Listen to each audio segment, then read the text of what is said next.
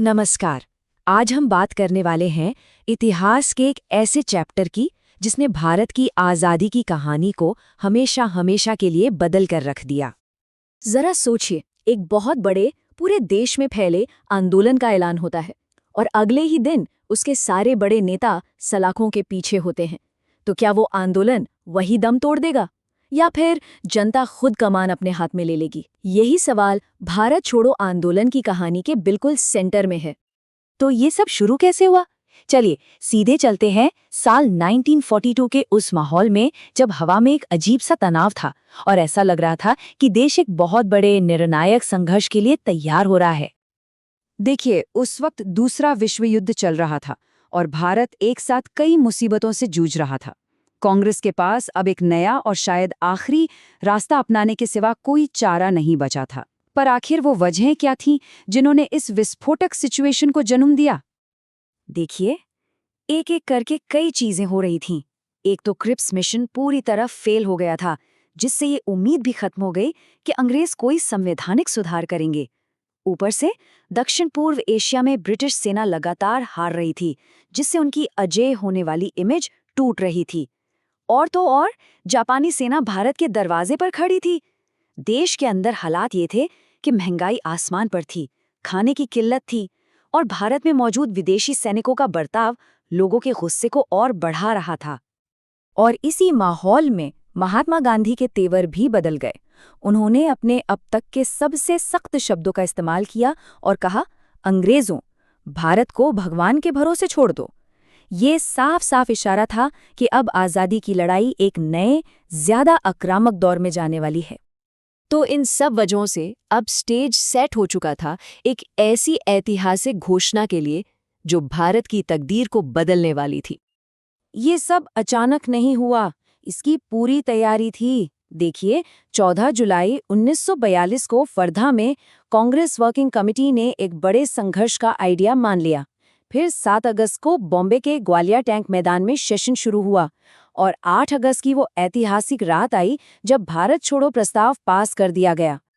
अब ये जो प्रस्ताव था, ये कोई आम प्रस्ताव नहीं था। हाँ, इसमें गांधी जी के नेतृत्व में एक अहिंसक आंदोलन की बात तो थी, लेकिन इसमें एक बहुत ही खास, एक बहुत ही दूर की सोच वाली बात छिपी हुई थी।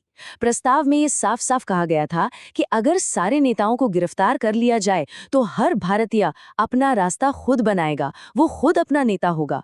ये आम जनता को दी गई एक जबरदस्त ताकत थी।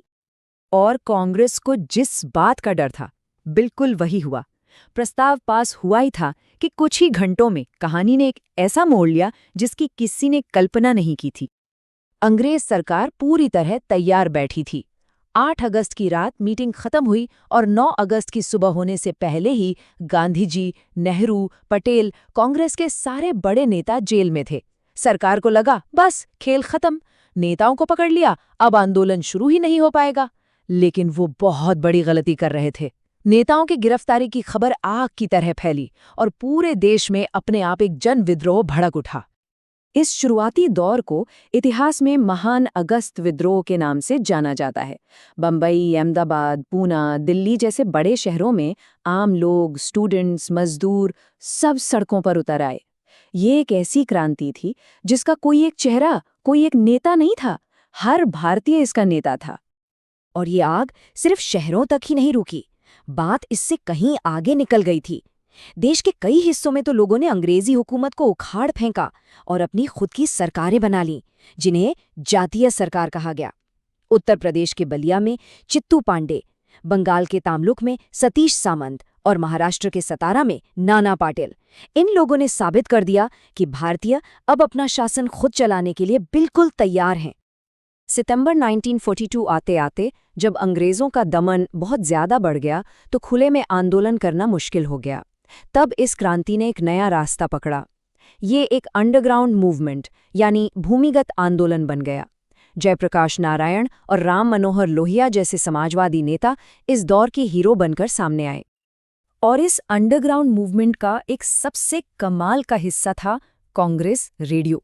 सोचकर देखिए, उस जमाने में अंग्रेजों की नाक के नीचे एक खुफिया रेडियो स्टेशन चलाना। उषा मेहता जैसी वीरांगनाओं ने ये हिम्मत दिखाई। इसी रेडियो से राम मनोहर लोहिया जैसे नेता देश तक अपनी आवाज पहुंचाते थे। ये तकनीक और क्रांति का एक बेमिसाल मेल था। लेकिन इस जबरदस्त जनविद्रोह का जवाब ब्रिटिश सरकार ने बहुत बेरहमी से दिया। और साथ ही ये भी एक सच है कि भारत के अंदर भी हर कोई इस आंदोलन के साथ खड़ा नहीं था। अंग्रेजों ने इसे कुचलने में कोई कसर नहीं छोड़ी। हजारों लाखों गिरफ्तारियां हुईं, अनगिनत जगहों पर गोलियां चलीं, लाठीचार्ज हुए। हद तो तब हो गई जब भीड़ को डराने के लिए हवाई जहाज़ों का इस्तेमाल किया गया। मतलब दमन अपने चरम पर था, लेकिन ये लोगों का हौसला नहीं तोड़ सका। ये समझना भी बहुत जरूरी है कि उस वक्त पूरा भारत इस आंदोलन में एक साथ नहीं था। एक तरफ किसान, स्टूडेंट्स, समाजवादी थे जो इस आंदोलन की जान थे, तो वहीं दूसरी तरफ मुस्लिम लीग जैसी पार्टियां इससे दूर रहीं, क्योंकि उनका फोकस पाकिस्तान की मांग पर था। कम्युनिस्ट पार्टी ने भी इसका साथ नहीं दिया, क्योंकि वो फांसीवाद के खिलाफ ब्रिटिश सरकार की मदद कर रही थी, और राजे महाराजे और बड़े जमींदार तो अंग्रेजों के साथ ही थे। तो आंदोलन को बेरहमी से कुचल दिया गया। तो क्या इसका मतलब ये है कि आंदोलन फेल हो गया? नहीं, बिल्कुल नहीं। आइए देखते हैं कि इसके बाद क्या हुआ और इसने आज़ादी की कहानी पर क्या असर छोड़ा। जेल में रहते हुए गांधी जी ने अपना सबसे बड़ा हथियार उठाया। 10 फरवरी 1943 को उन्होंने सरकार की ज्यादतियों के खिलाफ पूरे 21 दिनों का लंबा उपवास शुरू कर दिया। गांधी जी के इस उपवास का असर बहुत गहरा हुआ। वायसराय की काउंसिल से 3 भारतीय सदस्यों ने विरोध में इस्तीफा दे दिया। इसी कैद के दौरान गांधी जी को व्यक्तिगत तौर पे बहुत बड़ा नुकसान हुआ। उन्होंने अपनी पत्नी कस्तूरबा और अपने प्रिय सचिव महादेव देसाई को खो दिया। 1944 में उनकी बिगड़ती सेहत की वजह से उन्हें रिहा किया गया और 1945 तक बाकी नेताओं को भी छोड़ना पड़ा। भारत छोड़ो आंदोलन ने ब्रिटिश राज को ये शीशे की तरह साफ कर दिया था कि अब भारत पर राज करना नामुमकिन है। चलिए अब फटाफट कुछ ज़रूरी फैक्ट्स पर नज़र डालते हैं जो इस आंदोलन की कहानी को समझने के लिए और एग्जाम के लिए भी काफ़ी इम्पोर्टेंट हैं। आंदोलन के अंडरग्राउंड दौर के इन प्रमुख चेहरों को याद रखना बहुत ज़रूरी है।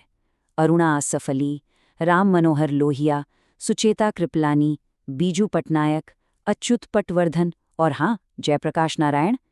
ये वो लोग थे जिन्होंने बड़े नेताओं की गैर मौजूदगी में आज़ादी की लौ को जलाए रखा।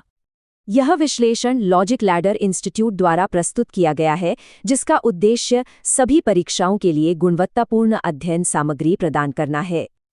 तो आखिर में सवाल यही है, एक ऐसा विद्रोह जिसका कोई तय नेता नहीं था, उसने दुनिया के सबसे बड़े साम्राज्य की नींव कैसे हिलाकर रख दी? और कैसे इसी आंदोलन ने ये पक्का कर दिया कि भारत की आज़ादी अब बस कुछ ही दूर है? इस पर जरूर सोचिएगा। भारत छोड़ो आंदोलन हमारे स्वतंत्रता संग्राम का एक ऐसा अध्याय है जिसे कभी भुलाया नहीं जा सकता। अगर इतिहास के ऐसे ही और निर्णायक मोड़ों को गहराई से समझना चाहते हैं तो हमारे साथ बने रहिए। अपनी राय हमें कमेंट्स में जरूर बताइएगा। देखने के लिए बहुत बहुत शुक्रिया।